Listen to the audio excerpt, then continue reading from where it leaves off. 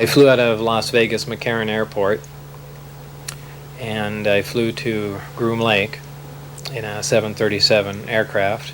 We land at Groom Lake, and there's a bus there that drives about 15 miles south, approximately. I'm really not sure exactly how far, down to a smaller dry lake bed known as Papoose Lake. And right up against the side of the mountain is the S4 installation. It was very military-like.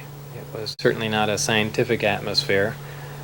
Very high security. Everywhere you walked, you had to have an escort, an armed escort, even into the bathroom.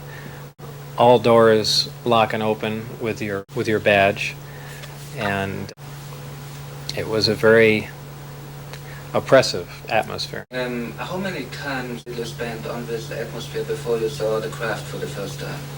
I believe I was only there 2 or 3 days, probably 2 days before I saw the craft. When I first saw the craft the first time, it was walking into the hangar, and my impression was, well, this explains all the UFO sightings. This is just a secret military aircraft we're working on, and that's the end of that. It was actually the second time when I saw the craft, when I got to enter it and look over it, and I finally realized what was going on, that this is an alien craft.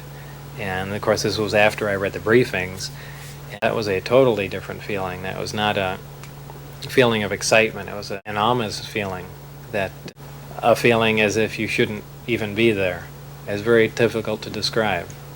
How did it look like? It looked like, if anyone's familiar with Billy Meyer's sightings, very astonishingly similar to that craft. It was a very sleek, thin-looking, flying saucer-shaped craft. Kind of hard to describe without drawing it, but kind of a typical flying saucer shape.